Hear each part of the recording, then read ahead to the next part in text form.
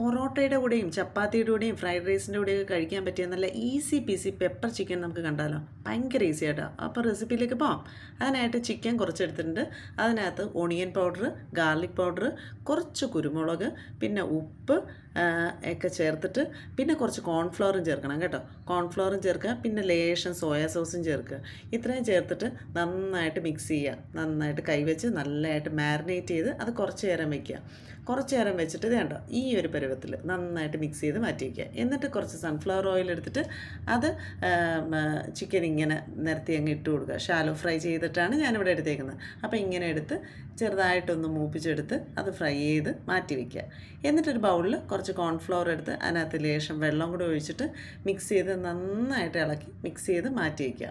എന്നിട്ട് എന്ത് ചെയ്യണമെന്നറിയോ, ആ നേരത്തെ ആദ്യം ചിക്കൻ ഫ്രൈ ചെയ്ത് വെച്ചാൽ എണ്ണയില്ലേ, അതിനകത്ത് തന്നെ കുറച്ച് വെളുത്തുള്ളി നല്ല കുനുകുനാന്നരിഞ്ഞ വെളുത്തുള്ളി, പിന്നെ കുറച്ച് സവാള ചെറുതായിട്ട് അരിഞ്ഞത്, കുറച്ച് പച്ചമുളക് ഒക്കെ ചേർത്തിട്ട് നന്നായിട്ടൊന്ന് വഴറ്റിയ ശേഷം ലേശം ഉപ്പും കൂടി ചേർത്തിട്ട് പിന്നെ ക്യാപ്സിക്കം ചെറുതായിട്ട് അരിഞ്ഞത് അതും കൂടി ചേർത്തിട്ട് നന്നായിട്ട് വഴറ്റി കഴിഞ്ഞ ശേഷം അതിനകത്ത് കുറച്ച് സോയാ സോസ് ചേർത്തിട്ട് അതും കൂടി വഴറ്റുക.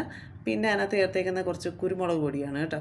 കുരുമുളക് പൊടിയും ചേർത്തിട്ട് പെപ്പർ ചിക്കൻ ആണല്ലോ, അപ്പോൾ കുരുമുളക് പൊടിയും ചേർത്തിട്ട് അത് നന്നായിട്ട് വഴറ്റിയതിന് ശേഷം പിന്നെ നമ്മൾ നേരത്തെ മിക്സ് ചെയ്ത് വെച്ചേക്കുന്ന ആ കോൺഫ്ലവർ മിക്സ് ഉണ്ടല്ലോ അതും കൂടി ചേർക്കുക. എന്നിട്ട് നന്നായിട്ട് ഇളക്കി കഴിഞ്ഞിട്ട് ലേശം വിനീഗർ അത്രയും കൂടി ചേർത്തിട്ട് പിന്നെ ടൊമാറ്റോ സോസും കൂടി ചേർത്തത് നന്നായിട്ട് ഇളക്കി വെച്ചതിന് ശേഷം ആദ്യം നമ്മൾ ഫ്രൈ ചെയ്ത ആ ചിക്കൻ ഉണ്ടല്ലോ അതും കൂടി മിക്സ് ചെയ്ത് ലേശം പഞ്ചസാരയും കൂടി മിക്സ് ചെയ്തിട്ട് അങ്ങ് എടുക്കുക. അടിപൊളി ചിക്കനാണ് കേട്ടോ. ട്രൈ ചെയ്ത് നോക്കിയിട്ട് എല്ലാവരും പറയണം.